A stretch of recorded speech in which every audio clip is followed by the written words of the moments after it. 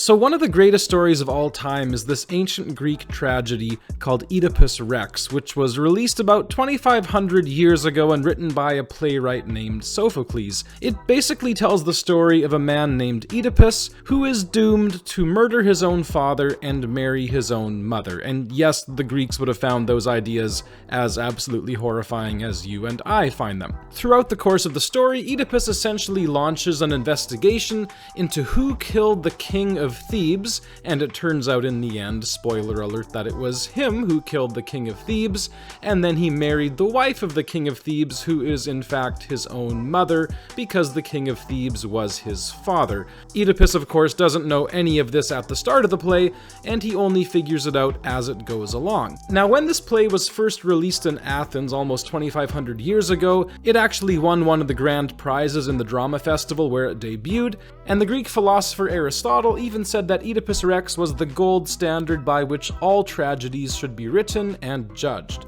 So it's kind of a big deal. And specifically what Oedipus Rex does so well is create suspense. It's absolutely agonizing to watch the whole thing build to its terrible conclusion. But the crazy thing is that the audience who saw this play originally, and basically every single person who's ever seen it since, has already known the ending in advance, which raises this really important question of what on earth makes this thing so suspenseful if we all already know the ending. After all, the story of Oedipus was a well-known myth that had been around for hundreds of years before the play was even produced. So it's not like the audience actually was wondering what was going to happen. So the question again is, what makes this story so effective at creating suspense, especially when the audience knows the ending in advance?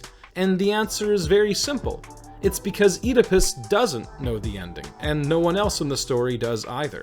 And that is what makes it such an agonizing and at the same time strangely delightful experience. Now, the whole reason I'm talking about this today is because of a little show you may have heard of called Rings of Power. This show was a major disappointment for me and for a lot of fans, and it's okay if you liked it, by the way, I totally respect that. But one of the reasons why it let me down so badly was because I think the showrunners made a major mistake in exactly this area of suspense. And this all has to do with the identity of Sauron himself, who's the main bad guy in the show.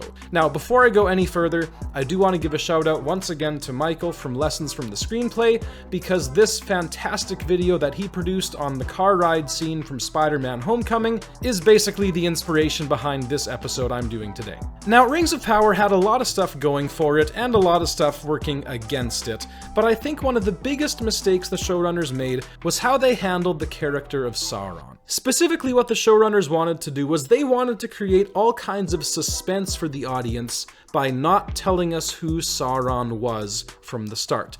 And the idea here was that it would make it really interesting for us to have to lean in and solve this mystery puzzle to figure out who the main bad guy was. Was it him, or maybe her? I mean, weird, right? Like, some fans actually thought it was her. No, but actually, it was this guy the whole time. And it was a little bit obvious that it was this guy, at least to lots of the fans it was.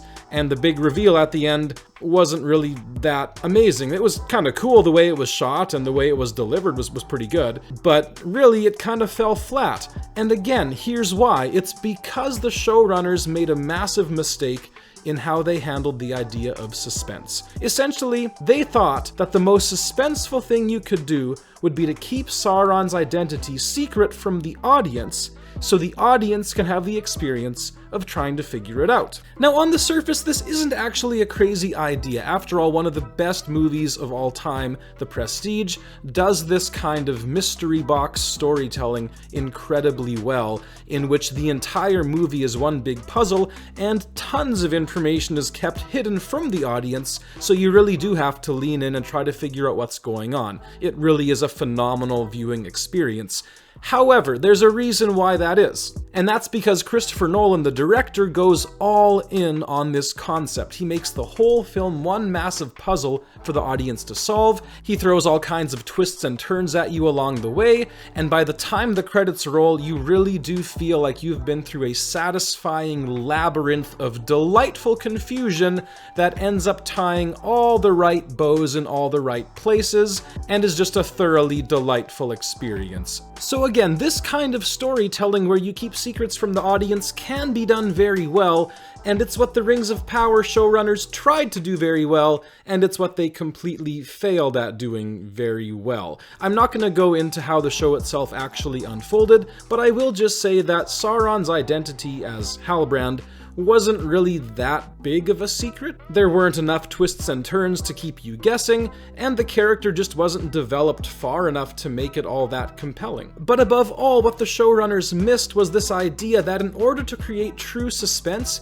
you don't actually need to withhold any information from the audience. You can tell them everything in advance, just like the audience of Oedipus Rex knew that entire story in advance. All you have to do to be suspenseful is keep information from the characters, keep them in the dark, and make the audience aware of things that the characters are not aware of, and you get incredible suspense as a result. This is why every time in a scary movie somebody goes down into a dark basement, it's incredibly suspenseful. The audience knows exactly what's going to happen, but the character doesn't, and this makes us terrified on their behalf. So how should the Rings of Power showrunners have approached this? Well, no surprise here, I think what they should have done is actually stick much closer to what Tolkien did in the text, because oddly enough, I think that would have actually made it a better story. I know, crazy, right? You see, in the original story, what happens is Sauron takes a disguise as a guy named Annatar, the Lord of Gifts, and he goes to Eregion, where Celebrimbor and the other elves are, and he starts giving them advice on how to forge various rings. At the time, the elves don't actually know that this is Sauron, but the audience reading the book most certainly does. And what unfolds is basically a situation in which Celebrimbor, blinded by his ambition, forges ahead, no pun intended, okay, actually yes, it was fully intended, and creates the Rings of Power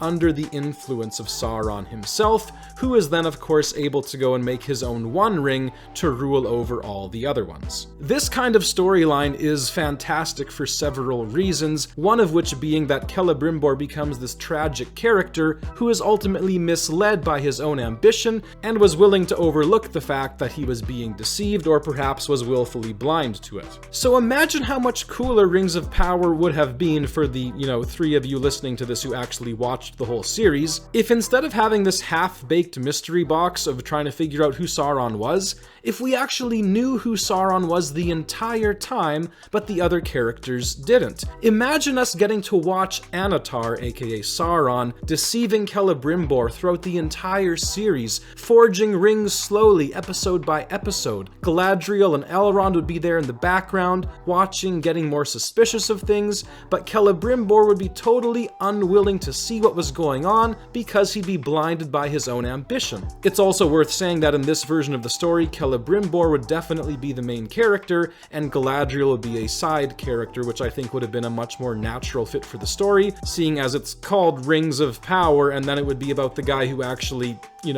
makes the Rings of Power. In this version of the show, we could actually see the rings being forged throughout the entire season, and we'd have this delightful cat and mouse game involving incredible suspense as we see the evil guy deceiving the good guys and being frustrated in the best way possible as the good guys are powerless to do anything about it because they don't really know the danger that they're in. In the end, what we got was once again a half-baked, underwhelming mystery that doesn't even really make the show that much more fun to watch the second time around because the showrunners really just didn't commit nearly enough to that approach. Another side note, I think it would have been way cooler had Halbrand turned out to be one of the Nazgul, the ring wraiths, because then what we could have had was a storyline in which Halbrand redeems himself in the first season, climbs out of the darkness, becomes a shining, noble character, and then we could have the agony of watching him fall as he succumbs to the temptation to take one of the 9 rings for men and ends up becoming a ring wraith. That kind of storyline would have been so much more natural for this show, and once again, crazily enough, more effective because it's more faithful to Tolkien himself. Imagine that. So there you have it. In the end, if you want to create suspense in a story, you don't need to actually withhold information from the audience, although again, that can work well. Just keep the characters themselves in the dark, and really, your job is done for you. The other lesson in all this, of course, is that if you want to do anything right, just watch how the ancient Greeks did it, and that's it.